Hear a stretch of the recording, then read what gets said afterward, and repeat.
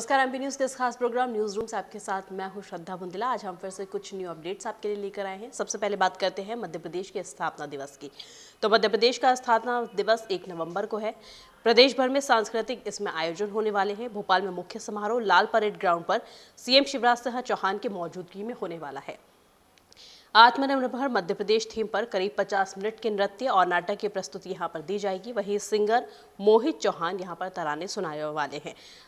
शाम 6:30 बजे से राज्य स्तरीय कार्यक्रम जो है वो शुरू होगा। अंतिम तैयारियों का दौर जो है वो चल रहा है।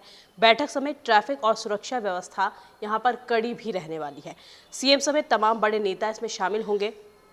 और आगे बताएं कि इसमें बड़ी स्क्रीन पर इस कार्यक्रम को भी दिखाया जाएगा। प्रदेश के जिला मुख्यालयों के प्रमुख स्थानों पर बड़ी स्क्रीन पर राज्य स्तरीय कार्यक्रम का प्रसारण यहां किया जाने वाला है। वहीं सभी जिलों में भी स्थापना दिवस के कार्यक्रम होंगे जो आत्मनिर्भर मध्य प्रदेश थीम पर ही रहेंगे।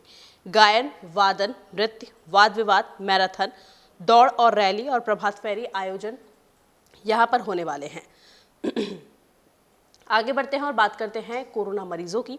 कोरोना संक्रमण के साथ साथ डेंगू के जो मरीज है उसकी संख्या भी अब लगातार बढ़ती जा रही है और प्रशासन की जो चिंता है वो भी लगातार अब इसके साथ ही बढ़ती जा रही है।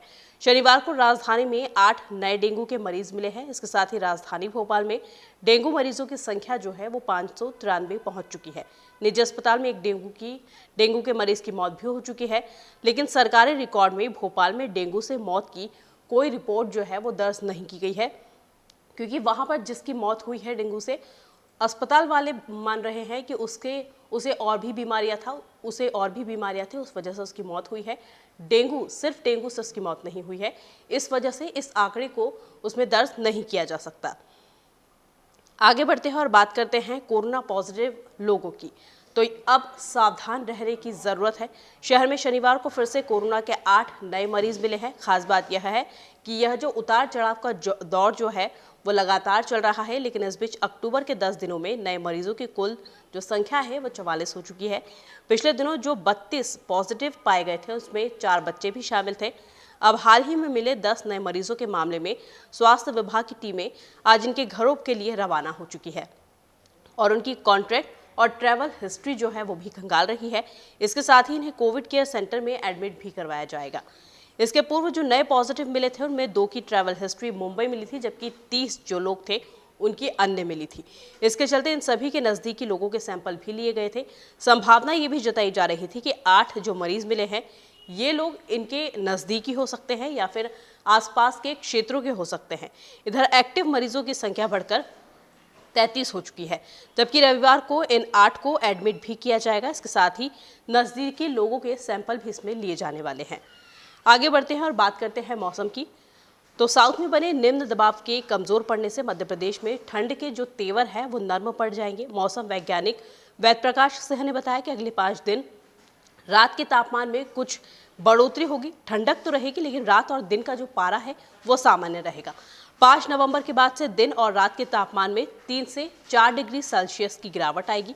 मौसम वैज्ञानिक ने यह भी बताया कि साउथ में निम्न दबाव का क्षेत्र बनने से उत्तर से तेज हवाएं चलने लगी थी। इससे प्रदेश में कई जगह रात का जो तापमान है वो सामान्य से 7 डिग्री सेल्सियस तक नीचे गिरा हुआ है। इस सिस्टम के कमजोर होने से हवाओं की रफ्तार जो हुई है वो कम हुई है। इससे रात और दिन के तापमान में कुछ बढ़ोतरी होगी और अगले 24 घंटे में एक पश्चिमी विक्षोभ सक्रिय हो जाएगा। इसका प्रभाव 4 से 5 नवंबर तक खत्म हो जाएगा। इसके बाद दिन और रात के तापमान में गिरावट आएगी, जो ठंड के आने का संकेत भी दे रहा है। तो न्यूज रूम में फिलहाल इतना ही। हम फिर हाजिर होंगे कुछ न्यू अपडेट्स के साथ। तब तक के लिए नमस्कार। एमपी की नब्ज, एमपी का हाल, मध्य प्रदेश की हर खबर एमपी न्यूज टीवी के साथ। लगातार खबरों के लिए सब्सक्राइब करें हमारा YouTube channel MP news TV. Latest updates के लिए बेल आइकन दबाना जरा भी न भूलें।